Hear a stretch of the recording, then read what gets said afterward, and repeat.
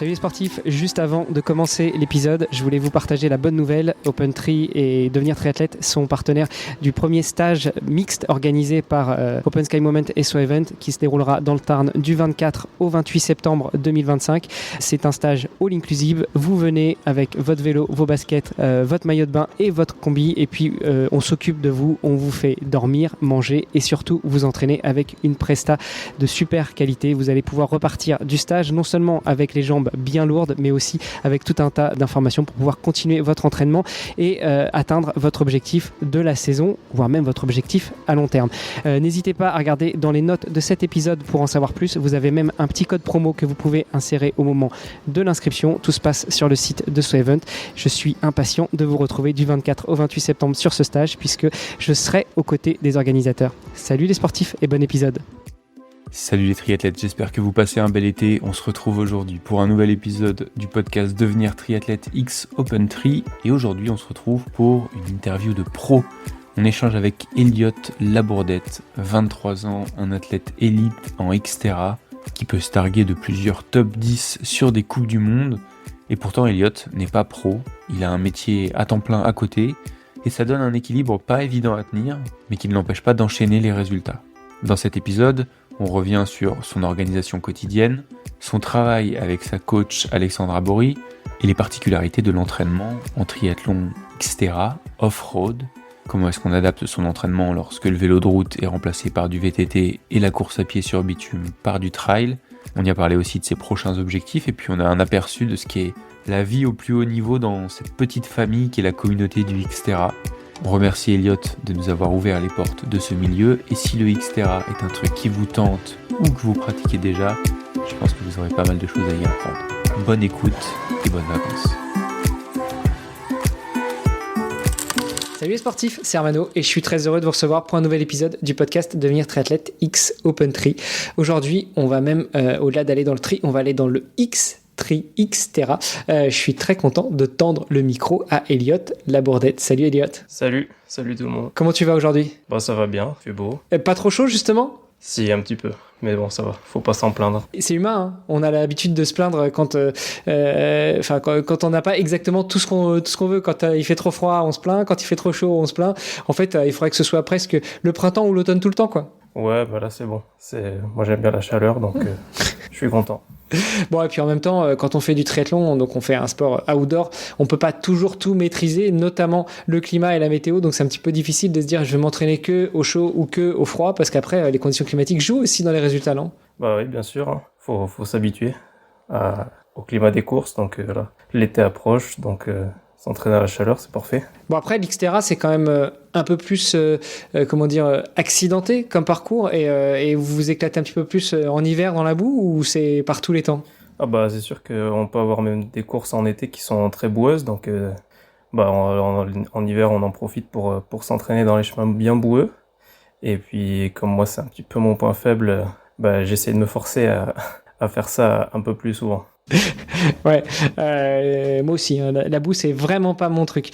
J'ai des mauvais souvenirs en 2023 de trail dans la région de Toulouse qui était bien boueux et j'ai pas pris beaucoup de plaisir à monter, descendre sur des chemins où t'as aucune prise, quoi. Mais du coup, on a déjà mis un petit peu les pieds dans le plat. Ça va parler de Xterra aujourd'hui, mais avant de lancer, de rentrer vraiment dans le grand bain, je te propose de te présenter, Elliot. Donc, dis-nous tout, qui est Elliot Labourdette ? Eh bien, je suis Elliot, j'ai 23 ans, je fais du triathlon depuis pas mal d'années maintenant, 6-7 ans même. J'ai commencé quand j'étais au lycée, j'ai commencé par du triathlon sur route. Pour mes études, je suis arrivé à Chambéry, donc j'ai intégré le club Chambéry Triathlon, avec qui j'ai pu commencer les courses sur Grand Prix. J'ai fait un peu de D1, un peu de D2 avec Chambéry Triathlon. Et puis je me suis un peu essayé au long aussi, un peu au long sur route. Et puis il y a 2 ans, je me suis dit pourquoi pas essayer le Xterra. Donc j'ai essayé un Xterra, ça m'a bien plu et et maintenant c'est ce que je fais en majorité. Bon, j'adore et les profils comme toi. Je suis un petit peu taquin, mais ça m'énerve les mecs qui touchent à tout, tu vois. Puis dès que tu touches quelque chose, ça se transforme en or.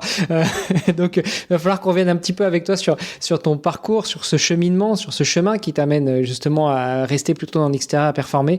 J'en profite, un petit coucou à Delphine Danielou qui nous a mis en relation, que j'ai eu sur le podcast il y a quelques semaines au moment où c'est publié, mais en fait l'enregistrement durait déjà et puis le tien va être publié un peu plus tard.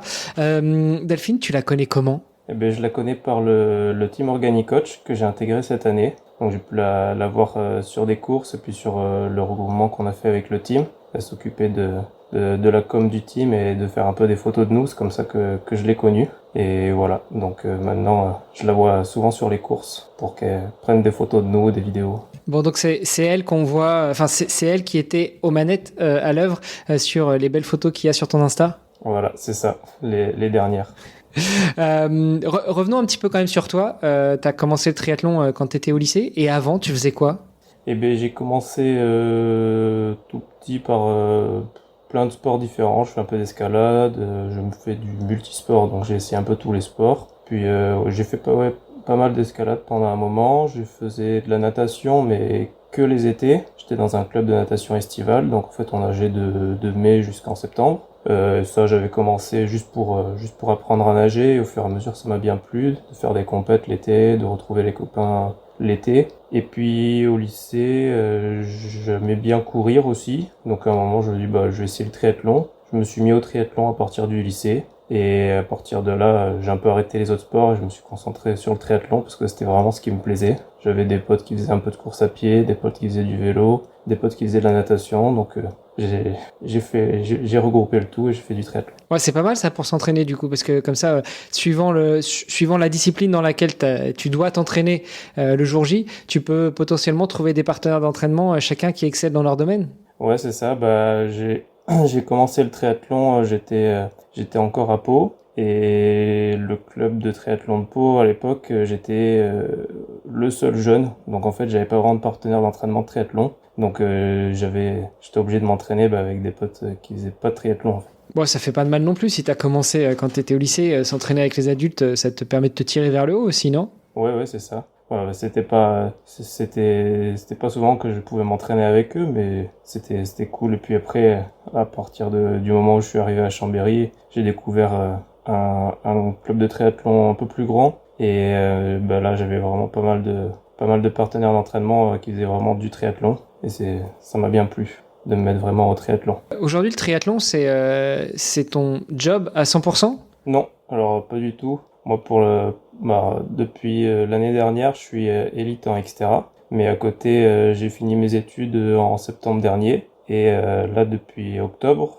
je suis stratifieur en matériaux composites. Donc en fait, je travaille dans une entreprise où on fabrique des pièces en matériaux composites. Donc ça, c'est mon travail à plein temps. Et puis je fais du triathlon pour mon loisir, on va dire. Ok, mais élite en Xterra, comment est-ce que ça peut être compatible avec un job et le fait que tu fasses du triathlon pour ton loisir? Est-ce que c'est parce que tu es extrêmement bon et donc du coup tu peux te permettre d'avoir des journées de travail bien remplies, de pouvoir t'entraîner et puis d'avoir une récupération rapide, ou est-ce que c'est parce que finalement tu arrives à trouver quand même t'as quand même réussi à trouver des moyens, des solutions pour pouvoir allier tout ça plus la récupération?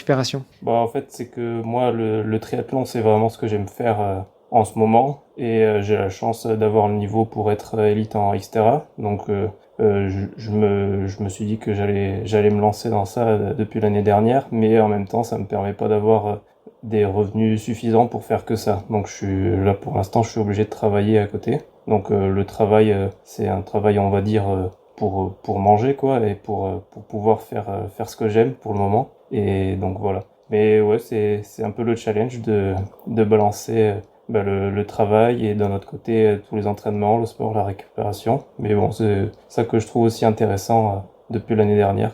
C'est un rythme auquel je me suis habitué et je trouve que c'est sympa, ouais. Ouais, parce que finalement, il y a beaucoup de sportives et sportifs de haut niveau qui sont étudiants et tout se passe bien tant qu'ils sont étudiants. Ils arrivent à jongler avec les deux, ils arrivent à organiser leur temps d'études et leur temps d'entraînement et leur temps de récupération. Ça se complique un peu quand ils passent dans la vie active et notamment au niveau financier aussi. Toi, clairement, tu l'exprimes, c'est-à-dire que le triathlon Xterra ne te permet pas de vivre décemment, donc c'est pour ça que tu prends un job.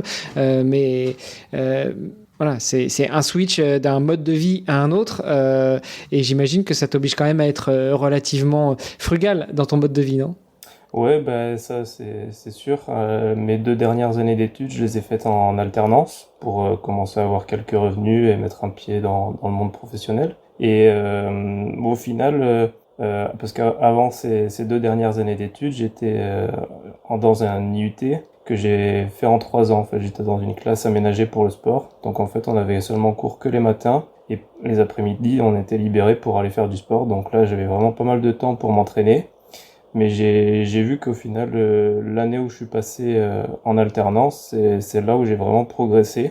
Donc je sais pas pourquoi ça. J'avais moins de temps pour m'entraîner, moins de temps pour récupérer. Mais je pense que ça m'a forcé aussi à beaucoup mieux structurer mes entraînements, m'organiser dans mon quotidien pour aller m'entraîner et faire tout ce que j'avais à faire dans un temps un peu plus restreint. Et c'est à partir de cette année-là que j'ai commencé à prendre le rythme avec l'alternance. Et puis au final, pendant 2 ans, ça a bien marché jusqu'à pouvoir atteindre le niveau élite en Xterra. Donc je continue comme ça et puis on verra jusqu'où ça me mène. Bon, après, il y a peut-être aussi une question d'équilibre, justement, d'équilibre de vie entre le côté pro, le côté perso, le côté sportif. Là, rapidement, justement, tu peux nous expliquer comment fonctionne une journée ou une semaine pour toi entre le boulot, l'entraînement, la récupération, potentiellement la recherche de sponsors ou de partenaires, ou au contraire, c'est un sujet que tu laisses complètement de côté? Ah bah ouais, pas de problème. Alors, mes semaines, elles sont, c'est assez répétitif, assez cadré au final.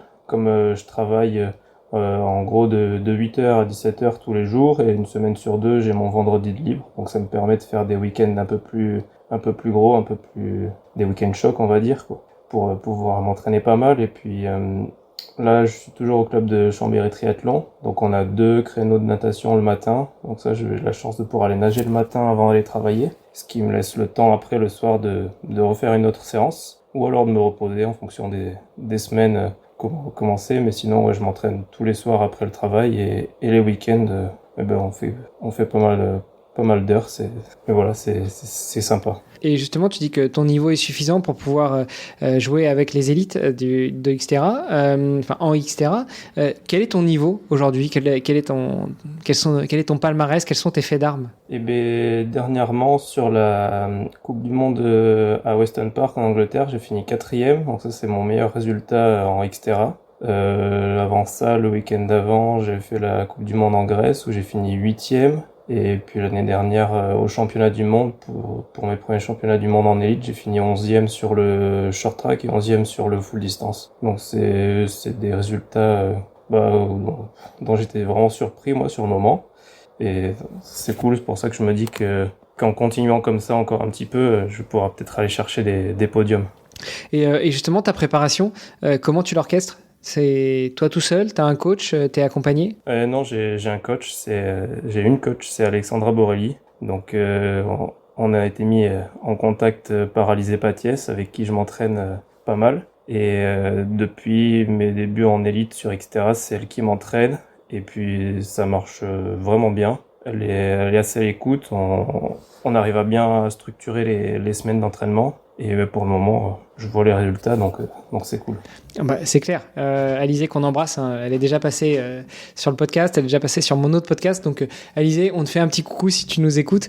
Et comment tu construis ta saison, justement? Parce que quand on est salarié à côté, à temps plein, j'imagine que c'est pas toujours facile de poser des jours de congé, de partir en vacances pour aller faire une Coupe du Monde de l'autre côté de la planète et en même temps pouvoir aussi avoir ce temps de récupération dans l'année. Ah ouais, c'est sûr.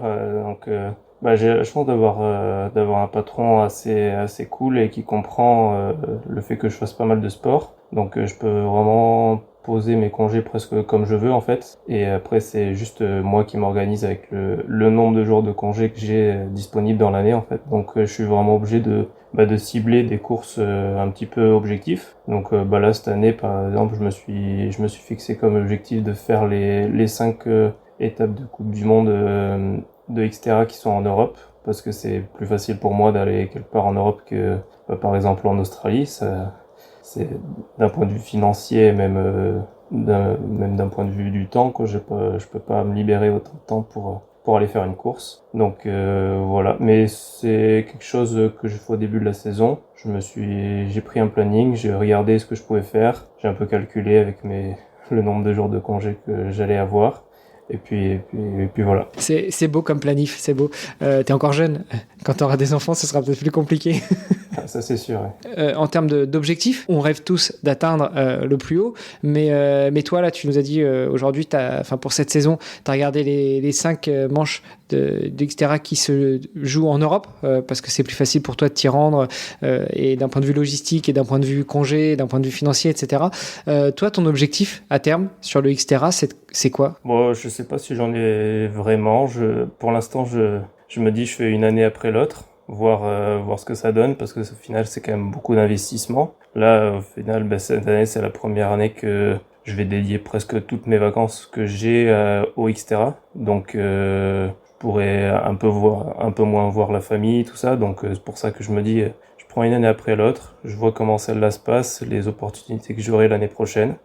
Et puis voilà. Pour revenir sur la partie entraînement un petit peu, donc c'est pas toi qui organise ton entraînement, tu as une coach pour t'accompagner là-dessus, tu t'entraînes pas mal avec Alizé, mais toi, comment est-ce que tu le vois? Est-ce que tu es plutôt est-ce que tu es partie prenante dans la construction de l'entraînement? Est-ce que tu as ton mot à dire ou tu te contentes de suivre le planning du coach? Non, avec Alexandra, on échange pas mal sur comment je me sens telle semaine, si on peut encore pousser un peu plus la semaine d'après ou s'il faut vraiment prendre du repos. Moi, je lui dis mes sensations. Je lui dis souvent aussi les entraînements que j'aime ou que j'aime pas, ceux qui font un peu plus mal que d'autres, mais bon, elle arrive quand même à me faire bien mal des fois avec des entraînements que j'aime pas trop. Mais bon, ça me fait progresser, donc voilà, mais on échange pas mal.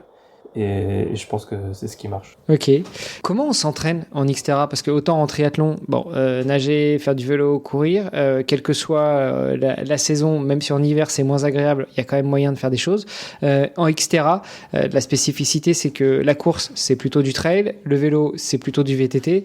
Comment tu fais pour t'entraîner toute l'année? Parce qu'en habitant à Chambéry, pour l'été on voit bien, mais pour l'hiver, il y a quand même un petit truc blanc sur les montagnes qui t'empêche parfois de rouler, non? Oh, oui, de temps en temps, oui. Mais c'est rare que ça descende jusqu'à Chambéry. Donc les hivers, c'est sûr que faut pas avoir peur de salir les habits. Et puis après, je fais pas tout le temps du VTT, tout le temps du trail. Je m'entraîne quand même en majorité sur le vélo de route et sur la route en course à pied. Mais c'est sûr que moi qui viens pas du VTT, j'ai besoin de pas mal travailler le VTT. Et j'ai réussi cet hiver à avoir une régularité, à aller minimum une fois par semaine faire du VTT dehors, dans la boue, des fois. Et je sens que ça marche, ça fait progresser. Donc voilà, après, le trail, c'est ce que je préfère. Je préfère aller courir dans la montagne, dans les chemins que sur la route. Donc ça, c'est facile après d'aller s'entraîner, même s'il y a de la boue, ça me dérange pas. Comment tu transfères justement les entraînements sur vélo de route sur le VTT? Ça c'est des séances spécifiques. C'est pas mal de techniques à VTT, donc je travaille souvent sans séance spécifique en baladant dans les chemins. Puis après, quand on se rapproche des courses, on fait des intensités dans les chemins pour vraiment travailler les changements de rythme avec tous les obstacles qu'il peut y avoir. Et puis après, c'est faire des courses aussi, hein, ça fait bien travailler sur le VTT quand on est fatigué, quand on n'est plus très lucide pour voir une racine arriver. C'est là que ça travaille le plus. Ouais, parce que le VTT c'est vraiment du tout terrain sur Xterra. Enfin, c'est pas de la balade sur des chemins en VTT quoi. Ça monte, ça descend, il y a des obstacles, il faut parfois porter le vélo, on s'enfonce jusqu'aux genoux dans la boue. Enfin, il y a beaucoup de travail, pas uniquement de tourner les jambes. Oui, et puis les parcours ils sont très différents, donc on peut vraiment avoir de tout en fonction de, par exemple, un Xterra qui est en Grèce où le parcours sera très sec avec beaucoup de cailloux, ou un Xterra France dans les Vosges, où là il y a beaucoup de boue, des racines et tout sous les arbres. C'est vraiment des parcours très différents, et c'est ça qui est cool aussi, c'est de pas avoir tout le temps comme sur les triathlons sur route, 90 km de route tout plat. Ça change. Et comment tu te vois progresser sur les distances, justement? Déjà, peut-être, est-ce que tu peux nous faire un rappel des différentes distances qui existent en Xterra? Parce que sur route, c'est assez codifié, c'est assez classifié, je pense que tout le monde connaît, mais sur Xterra plus spécifiquement? Alors sur Xterra, on court majoritairement sur le format full distance, donc c'est 1,5 km de natation, entre 30 et 40 km de vélo. En général, ouais, c'est autour de 35, et 10 km de trail. Donc c'est comme un format olympique, mais version off-road. Ok, ça c'est la majorité. Après, tu parlais de short track tout à l'heure, il y a des versions beaucoup plus longues aussi? Les short track, ouais, c'est de temps en temps sur les Coupes du Monde et pour les Championnats du Monde. Ça, c'est un format qui dure une quarantaine de minutes. Donc ça va être 400 mètres de natation, peut-être 8 km de VTT et 3 km de course à pied sur des boucles assez courtes qu'on va faire plusieurs fois. Et après, il me semble, il y a peut-être quelques Xterra qui sont plus longs, mais c'est pas très souvent, j'en ai jamais fait en tout cas. Et là aussi, même question que tout à l'heure où je te demandais comment on transfère du vélo de route au VTT, comment tu transfères l'équivalent d'un distance olympique à du super court? Parce que c'est beaucoup plus explosif, c'est pas le même effort. Ah oui, c'est sûr, ouais. Mais après moi, c'est pas vraiment forcément mes objectifs à chaque fois. Pour l'instant, en fait, j'en ai fait qu'un seul. C'était au championnat du monde l'année dernière à Molveno. Donc l'objectif, il était pas là-dessus, donc je me suis vraiment préparé pour le full distance. Et puis on fait quand même de temps en temps des séances de vitesse dans l'année, donc ça c'est toujours utile pour les short track et voilà, ça sert à ce moment-là. Ok, bon, et en natation, du coup, c'est la même chose. L'eau, elle reste toujours aussi plate et c'est pas comme en trail où on peut avoir des obstacles. Ouais, voilà, donc ça change pas trop. Bon, c'est peut-être la température, non? Les lacs de montagne sont peut-être souvent plus frais que si on part sur un triathlon classique. Ouais, à Molveno, l'année dernière, l'eau, elle était à 13 degrés, donc c'est sûr que c'est assez frais. Mais bon, là, c'était pas de chance, du coup, la natation avait été raccourcie. Mais en général, non, sinon, la natation, pas du tout de différence pas avec un autre triathlon. Comment tu te vois progresser, toi, d'ici 5 ans dans le triathlon? Ou dans le Xterra, plus spécifiquement? Ça, c'est une bonne question. Pour l'instant, je progresse petit à petit chaque année. Depuis que je fais du triathlon, j'ai pas eu une année où j'ai énormément progressé. Je trouve que j'ai une progression assez linéaire. Donc, j'espère que ça va continuer comme ça pendant encore quelques années. Ça serait cool. Et en tout cas, j'espère progresser à VTT. C'est là où j'ai mon petit point faible. Donc, voilà, c'est ce que je travaille le plus, et donc j'espère que c'est ce qui va payer. Bon, et ça représente quoi, justement, la préparation en VTT pour progresser plus? Pour moi, en tout cas, c'est rouler plus. Je n'ai pas forcément le temps de rouler autant que tous les autres mecs qui ont le temps de s'entraîner un petit peu plus que moi. Donc, c'est vraiment rouler plus. Et puis, comme j'ai dit tout à l'heure, tout le travail de technique que j'ai pu faire cet hiver, le continuer encore pendant quelques années, puis je pense que ça devrait commencer à être cool. Ok, tu me disais que finalement ça fait pas très longtemps que tu es dans le Xterra, même dans le triathlon de manière générale, parce que finalement 23 ans, tu as commencé au lycée, il y en a qui commencent le triathlon à 5-6 ans.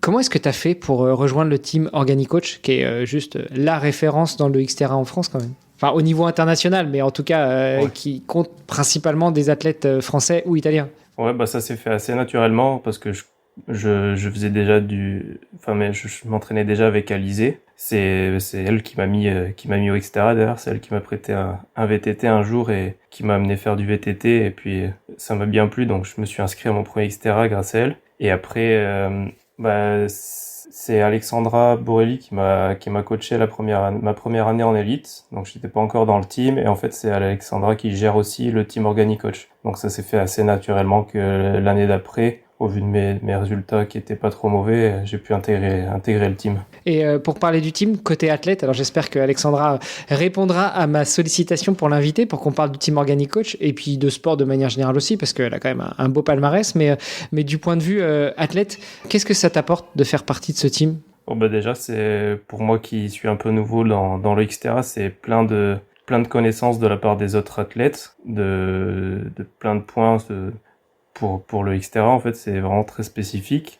C'est assez cool quand on se retrouve sur les courses tous ensemble, de pouvoir faire les quelques jours avant la course et après la course avec toute l'équipe. Même pendant la course, ça motive d'avoir quelqu'un de la même équipe, même si on est concurrent pendant la course. C'est toujours cool d'avoir d'autres personnes dans la course de l'équipe. Et puis après, il y a toute une partie aussi financière, notamment avec les sponsors du team qui aident chaque athlète du team. Et ça, pour moi, qui suis un peu nouveau dans le Xterra, c'était vraiment cool. Et puis voilà, c'est vraiment beaucoup de partage avec tout le monde.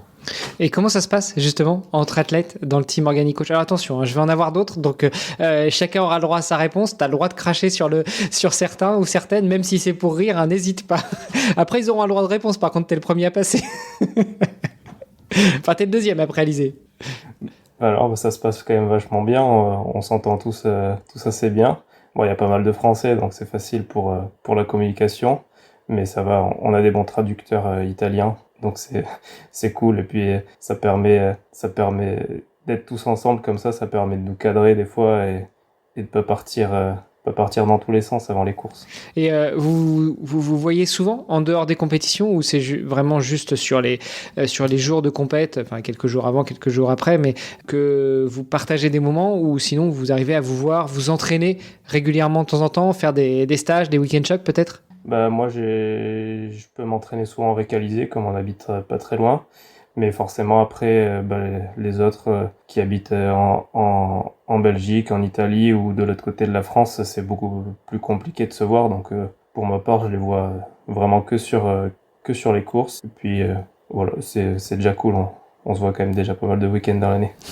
Tiens, ça représente combien de week-ends? Parce que là, tu as dit que tu allais te positionner sur 5 compétitions en Europe, mais au-delà de ça, est-ce que il y a plus de week-ends, plus de courses? Ouais, là, les 5 coupes du monde dont j'ai parlé, c'est vraiment mes objectifs principaux. Après, je vais quand même aller faire le Xterra Suisse et le Xterra France, qui sont vraiment pas très loin de Chambéry. Et là, je sais que je vais retrouver aussi des coéquipiers de l'équipe sur ces courses-là. Et puis voilà, ça fera déjà pas mal de courses. Ouais, ça fait déjà un beau calendrier, surtout que c'est assez condensé finalement. Ouais, c'est ça. Il y a quand même un petit peu de compétition entre vous dans le team, ou au contraire, vous roulez ensemble? Il y a forcément un peu de compétition, mais après on sait que chacun a ses forces, chacun a ses faiblesses. Et puis c'est ça qui est cool, parce que on n'a pas l'occasion de se retrouver souvent, mais quand on se retrouve, du coup, ça nous challenge un peu d'arriver à suivre, par exemple, le meilleur cycliste du groupe ou le meilleur nageur, c'est toujours cool. Ouais, sachant qu'on a tous notre apogée au jour J, donc peut-être que le meilleur cycliste ou le meilleur nageur, ou la meilleure cycliste ou la meilleure nageuse, aujourd'hui serait pas tout à fait au top, mauvaise nuit, mauvaise récup, voyage fatigant, et donc il sera plus facile de l'accrocher, mais après, ça doit relever quand même une certaine fierté, non? Bah oui, c'est cool. Après, ça dépend vraiment des parcours sur les courses, mais j'avais pas l'habitude de finir premier du team, et j'ai fini premier du team sur la Coupe du Monde à Weston Park, mais c'est le parcours qui a fait ça, qui m'a avantagé sur ce jour-là. Donc ça, c'est cool, quoi. Tiens, d'ailleurs, en Xterra, est-ce que on peut concourir ensemble, groupés, comme on voit souvent sur les courses de D1 en triathlon, sur les WTCS, les équipes sont ensemble. Est-ce que sur Xterra, c'est pareil? Ouais, en Xterra, en vélo, il y a le draw drafting. Donc c'est pas souvent que c'est utile en VTT. Mais par exemple, sur le parcours de la Coupe du Monde à Weston Park en Angleterre, c'était un parcours qui était assez plat, assez roulant par rapport aux autres parcours. Et moi, ça m'a bien avantagé. J'ai pu rester au contact du groupe de tête, poser avec le groupe de tête à vélo. Et donc, c'est pas quelque chose que je peux faire on va dire, sur quasiment tous les autres parcours. Donc, c'est utile, mais pas très souvent. Ouais, j'imagine qu'il y a moins de stratégies de créer des cassures, créer des groupes, rester devant, empêcher les autres équipes de passer. C'est aussi très terrain dépendant finalement. Ouais, c'est ça. Et du coup, là, en termes de planning, c'est quoi les échéances? Redis-nous. Prochainement, je vais aller faire le Xterra Suisse, qui est dans 2 semaines au moment du podcast où on enregistre. Ouais, donc fin juin. Ensuite, il y aura le Xterra France, et puis ensuite, il y aura l'enchaînement Xterra Tchèque et Xterra Allemagne, qui est en août. Donc là, c'est 2 week-ends qui suivent. Du coup, tu reviens en France entre les deux, ou tu restes là-bas? Non, là, pour le coup, je vais rester là-bas. Puis ça tombe bien, c'est pendant les vacances de l'entreprise, donc là, je serai en vacances dans tous les cas, donc voilà. Cool. C'est parfait. Bon, et comment tu vois la rentrée? Parce que la saison sera pas terminée, donc après tu réenchaînes en septembre, octobre, novembre. Et puis après, en septembre, oui, il y a les championnats du monde qui sont pour la dernière année à Molveno. Donc là, je compte y aller aussi. Puis après, la saison, etc., après les championnats du monde, elle est finie. Donc je vais voir, j'aime bien faire une petite course qui change en fin d'année. Donc pourquoi pas faire un trail ou un swimrun. Donc voilà, je verrai un peu plus tard dans la saison ce que je ferai en fin d'année. Bon, et des swimruns, il y en a des sympas, hein. Moi, le 1er septembre, je serai à Utileux, en Suède. Là, pour le coup, l'eau est aussi fraîche que, que là où tu étais la dernière fois à 13 degrés. Ouais, bah ouais, j'aimerais bien faire un swimrun, par exemple celui du lac d'Annecy qui est en octobre. Donc voilà, je sais qu'en octobre, l'eau elle peut être assez fraîche aussi dans le lac d'Annecy. Donc. Qu'est-ce qui te manque du coup pour te faire happer et basculer sur le swimrun plutôt que de rester dans le Xterra? Oh, je pense que je préfère quand même le Xterra. Je préfère avoir 3 sports que 2. Parce que j'aime trop le vélo et le VTT pour arrêter d'en faire. Bon, ça va. Alors, la team Organic Coach a encore de la visibilité avec toi. Tu vas pas les quitter du jour au lendemain pour aller faire du swimrun. Non, ça c'est pas un problème. Bon, nickel. Elliot, j'ai l'habitude de terminer le podcast en demandant une question toute simple. Le podcast s'appelle Devenir triathlète. Toi, quel serait ton meilleur conseil pour quelqu'un qui veut devenir triathlète? Ah bah, je pense que pour devenir triathlète, il faut aimer aller dehors, aimer découvrir de nouveaux paysages, aimer aller dans la forêt, dans les montagnes si on fait du Xterra par exemple, mais pas que. Puis aimer s'entraîner avec des copains. À plusieurs, c'est toujours plus sympa. Et puis voilà, je pense que c'est déjà pas mal. Ouais, c'est déjà pas mal. Et après, comment est-ce qu'on devient pratiquant de Xterra? Ah bah ça c'est si on aime la boue, hein, forcément. Faut aimer la boue. Et puis je pense que le Xterra c'est vraiment encore un autre univers, c'est beaucoup plus sauvage. Donc on a la chance de pouvoir voir des paysages vraiment super jolis en allant faire des Xterra et je pense que ça c'est vraiment chouette. Ouais, tu parles d'ailleurs des championnats du monde qui sont à Molveno pour la dernière année, cette année. Ils ont longtemps été à Hawaï aussi. Alors pas sur les mêmes terres que l'Ironman d'Hawaï, mais sur une des îles d'Hawaï. Ça t'aurait tenté d'y aller? Oh bah oui, pourquoi pas. Là c'était pratique, ça c'est pas très loin de la maison en Italie, mais si un jour l'occasion se présente, pourquoi pas aller à Hawaï, ouais. Et pour l'Italie, justement, t'es déjà qualifié ou il te manque des choses pour y aller? Non, là c'est bon, pour l'Italie, en étant élite, c'est assez facile de se qualifier. Ok. Et comment on devient élite, justement? Et ben alors après ça, il y a tout un système de points en Xterra, tout un système de score, un peu comme une cote ITRA en fait pour le trail. Et en fait, en fonction de la course qu'on fait, de la densité, du temps qu'on fait, de sa place, on a un score à la fin de la course. Et si on a un score suffisamment bon, on peut demander à passer dans la catégorie élite. Et donc voilà, faut d'abord courir en amateur pour pouvoir passer élite plus tard. Ok. Et du coup, c'est un statut qui est révisé quoi, tous les ans? Ça, je sais pas exactement comment c'est fait, mais il faudra poser la question à quelqu'un qui connaît.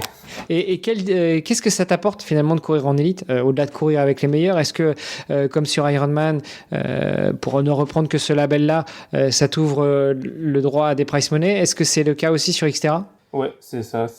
On a le droit au prize money. On a un départ différé de tous les amateurs. Donc comme ça, on fait la course souvent sur un parcours avec un peu moins de monde. Puis voilà, c'est surtout pour les prize money que ça change.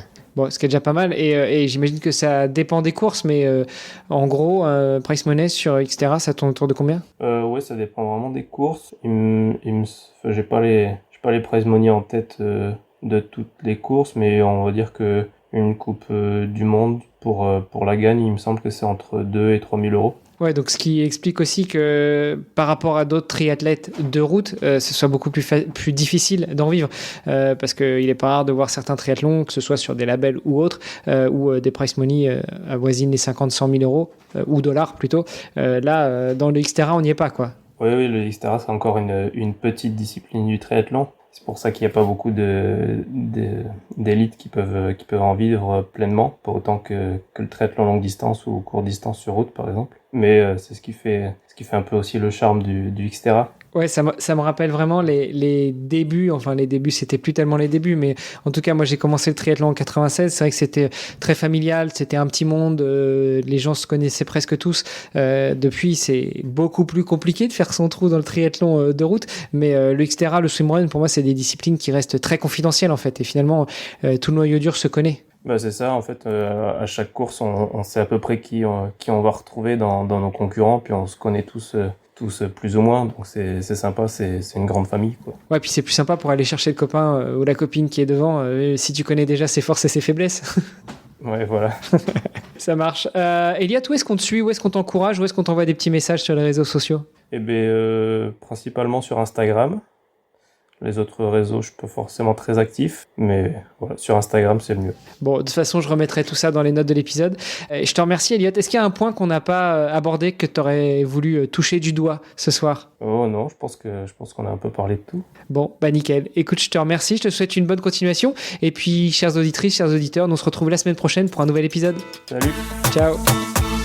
C'était Devenir triathlète X OpenTri. Merci d'avoir écouté cet épisode jusqu'au bout.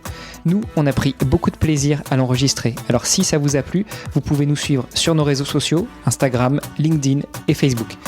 On se rejoint maintenant sur devenirtriathlète.com. Vous allez retrouver l'ensemble des épisodes, mais aussi des outils, des ressources et des conseils gratuits pour débuter, progresser ou performer en triathlon. On ajoute toutes les semaines de nouvelles ressources. Si vous avez une idée d'invité, n'hésitez pas à nous envoyer un petit message. Et si vous voulez être accompagné sur vos prochains objectifs sportifs, connectez-vous sur opentree.fr et on se fera un plaisir de vous aider. Alors, n'hésitez pas, on se retrouve tout de suite sur devenirtriathlète.com et opentree.fr. Salut les sportifs!